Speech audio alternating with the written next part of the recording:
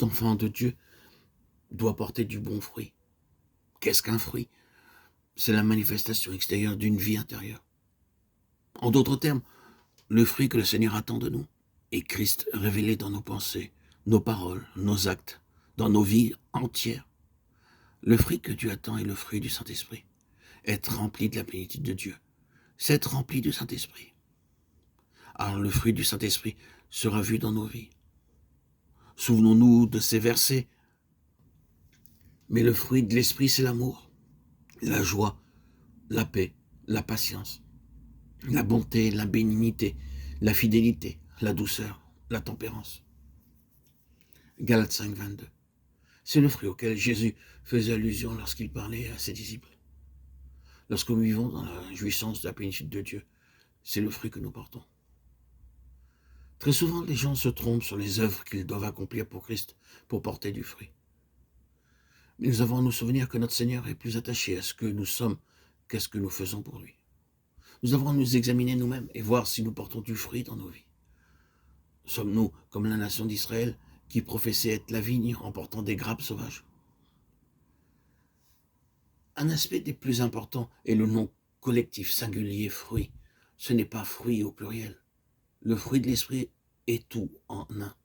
Cela suggère beaucoup de caractéristiques vues dans une vie vertueuse. Cela ne peut pas être partagé par différentes personnes. Comme les nombreux quartiers d'une orange, l'amour, la joie, la douceur et les autres caractéristiques de l'esprit se retrouvent dans une personne. Des dons spirituels doivent être partagés.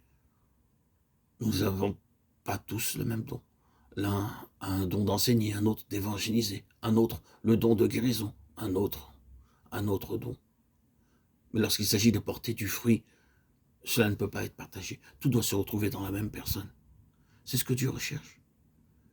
Ces 9 caractéristiques de l'esprit peuvent être résumées en un seul mot, l'amour. Elles sont toutes la manifestation de l'amour.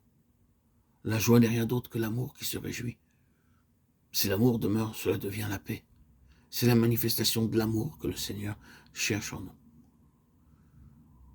Nous devrions être très soigneux pour définir cet amour. Ce n'est pas l'amour humain, c'est l'amour divin qui doit être manifesté dans nos vies.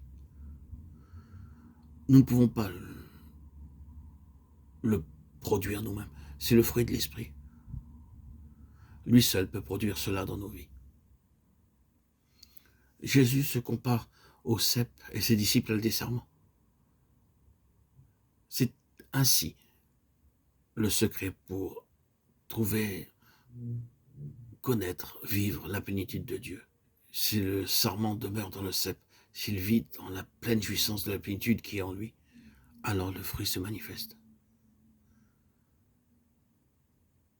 Et ce fruit montre au monde que nous jouissons de la plénitude de Dieu.